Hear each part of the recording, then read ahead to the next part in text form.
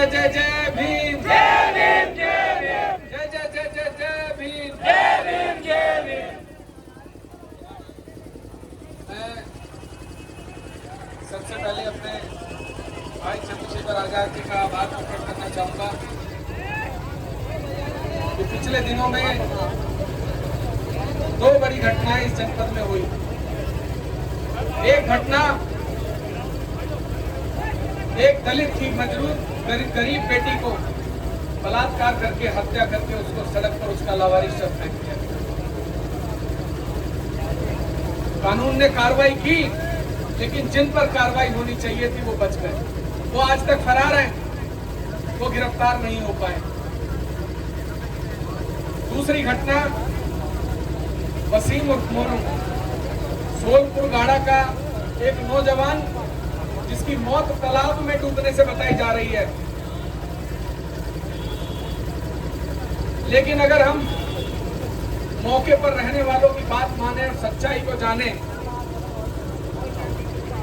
तो उसके चेहरे पर बहुत सारी चोटें थी, उसके बदन पर कपड़े नहीं थे। कोई व्यक्ति अगर जान बचाकर भाग रहा है और तालाब में कूद रहा है तो वो कपड़े कैसे उतार सकता है? उसके चेहरे पर चोटें कैसे आ सकती है? वो हत्या भी हो सकती है, वो मौत भी हो सकती है। लेकिन सरकार के कानों पर ये चू नहीं रहेंगी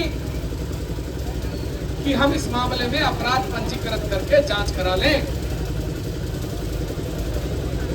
जो लोग उस बेटे की आवाज उठा रहे थे उन 150 लोगों के खिलाफ मुकदमा दर्ज कर दिया गया, और जिनके खिलाफ मुकदमा दर्ज होना चाहिए था उनके खिलाफ मुकदमा दर्ज नहीं हुआ। इस हरिद्वार जनपद में अक्सर दलित बेटियों पर अत्याचार होने की खबरें आती रहती हैं, लेकिन शांतर शाह की बेटी के ऊपर जो अत्याचार हुआ वो घटना नहीं है, वो एक बहुत बड़ा पाप है, वो एक निर्मम हत्याकांड है।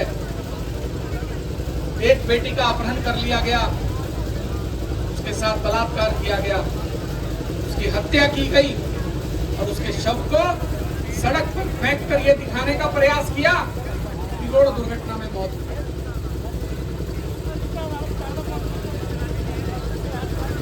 इस हरिद्वार में आए दिन ऐसी घटनाएं होती हैं जिन घटनाओं पर गरीब आदमी आवाज उठाने से डरता है। लेकिन आज जिस संख्या में भारी तादाद में आप भाई चंद्रशेखर आजाद जी, मेरे और आजाद समाज पार्टी के कार्यकर्ताओं और प्रदेश अध्यक्ष के निमंत्रण पर आप यहां पहुंचे और इस कड़कती धूप में जिस तरह आप बैठे हैं, ये इस बात का प्रमाण है कि हम जिंदा हैं। और मैं एक बात कहना चाहूंगा कि जो युवा यहां मौजूद हैं, ये बुजुर्ग माताएं हमारी यहां खड़ी हैं इस कड़कती धूप में, ये वो लोग हैं जो जिंदा कौम के लोग हैं, जो जिंदा हैं, जो आज जिंदा होने का प्रमाण इस मैदान में बैठकर दे रहे हैं।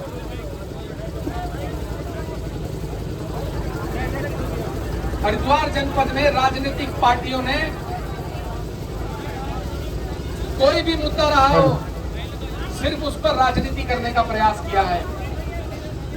शांतर शाह का मामला हो या सोलपुर के वसीम का मामला हो, मुझे कोई गुरेज नहीं है इस बात को कहने से।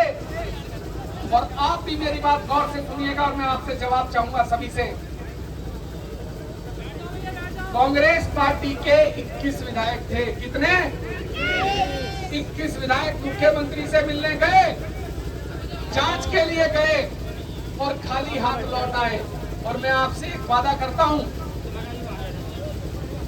ये 21 थे और हम 2 बहुत हैं इन्हें झुकाने के लिए। और अगर 5 होते तो सरकार चल के यहां आती और आज भी आएगी।